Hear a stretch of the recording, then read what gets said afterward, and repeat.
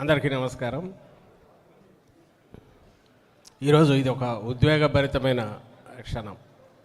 అందరికీ ఇక్కడ emotional attachment ఉన్న వాళ్ళే ఉన్నారు. ముద్రగడ గారితో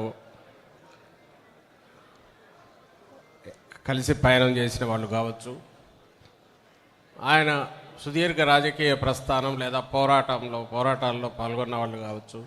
మీకు ఎక్కువ అనుభవాలు ఇక్కడ ఉంటాయి. అవన్నీ ఎవరిని కదిలించినా ఈ 2-3 లక్షణాలు అయితే ప్రముఖంగా కనిపిస్తున్నాయి. రాజీ లేని మనస్తత్వం, నిబద్ధతతో కూడిన జీవితం. ఎవరైనా పదవుల్లో ఉండడం ద్వారా ఉన్నత స్థానాలకు పోతారంటే పదవులను త్యాగం చేయడం ద్వారా అంతకంటే ఎక్కువ ఉన్నతంగా ఎదగగలిగిన ఒక గొప్ప లక్షణం చాలా అరుదుగా కనిపిస్తుంది.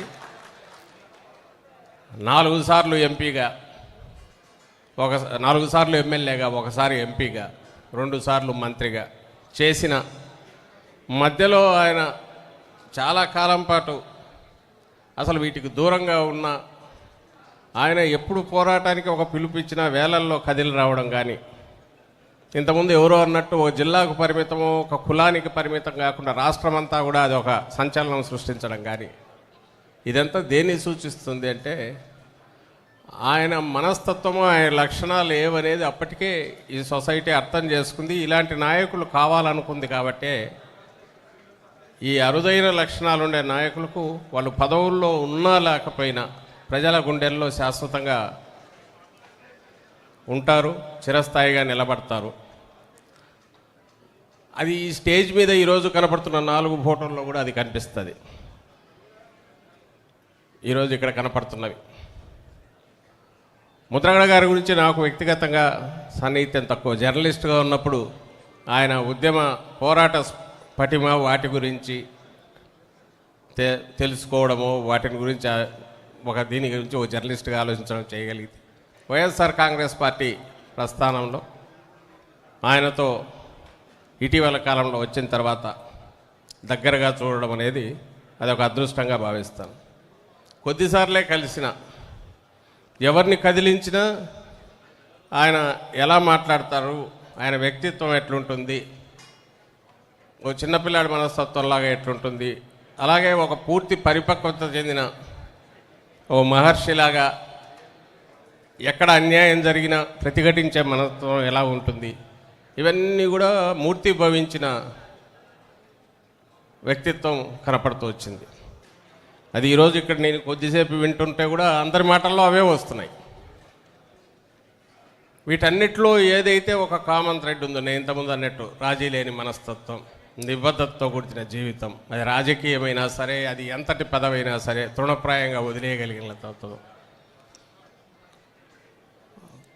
కాపు సంక్షేమం కోసం, కాపుల రిజర్వేషన్ల పేరుతో మొదలైన ఉద్యమైనా ఎక్కడ వెనుకబాటుతనం ఉన్న బలహీన వర్గాల తరపున కూడా నిలబడగలిగిన లక్షణం. ఇవన్నీ ఉన్న నాయకులు కొద్దిమంది ఇక్కడ కనపడుతున్న ఈ నాయకుల్లో అది కనపడితే, నా వైపు నుంచి చూస్తే ఇంతకుముందు జోగి రమేష్ అన్నట్టు వీళ్ళందరూ కూడా రాజశేఖర రెడ్డి గారికి దగ్గరగా ఉండడం అనేది కూడా యాదృచ్ఛికమని నేను అనుకోను. అదేదో అనుకోకుండా యాక్సిడెంట్ కాదు. వీళ్ళందరిలో కామన్ లక్షణం ఉంది. అదే వాళ్ళని దగ్గరికి చేస్తుంది. ఎక్కడ అన్యాయం జరిగితే సహించలేకపోవడం, దాన్ని క్వశ్చన్ చేయాలనే తపన, అది ఎవరికైనా సరే సొసైటీలో. అలాగే మనం ఏ మాట మీద చెప్తే దాని మీద నిలబడాలనే మనస్తత్వం. అండ్ అలాగే మేము ఈరోజు అడుగులు వేస్తున్న జగన్మోహన్ రెడ్డి గారిలో ఆ లక్షణం ఉండబట్టే ఇప్పుడు నేను ఎవరికైతే నివాళి అర్పించడానికి ఈరోజు వచ్చానో, జిఎస్ రావు గారి కుటుంబాన్ని పరామర్శించాను. ఆ తర్వాత కిర్లంపూడికి వెళ్ళి ముద్రగడ గారి కుటుంబాన్ని పరామర్శించాను. ముద్రగడ గారు మా పిఐసి సభ్యులు, పార్టీ సీనియర్ నాయకులు. అలాగే జిఎస్ రావు గారు కూడా ఆయన అస్వస్థ గురిగా అంతకుముందు పార్టీలో సీనియర్ నాయకులుగా ఆయన ఉన్నారు. వీటన్నిటికీ కారణమైన ఇదేంటే జగన్మోహన్ రెడ్డి గారితో వాళ్ళకున్న అనుబంధం, పార్టీతో వాళ్ళకున్న స్థానం వైఎస్ఆర్ కాంగ్రెస్ పార్టీలో. ఏ లక్షణం అయితే రాజశేఖర రెడ్డి గారికి దగ్గర చేస్తూ ఈ కుటుంబాలన్నింటినీ కూడా లేదా కుటుంబ పరంగా ఆర్ నాయకులుగా వాళ్ళైనా సరే జగన్మోహన్ రెడ్డి గారు కూడా దగ్గర అయ్యారు.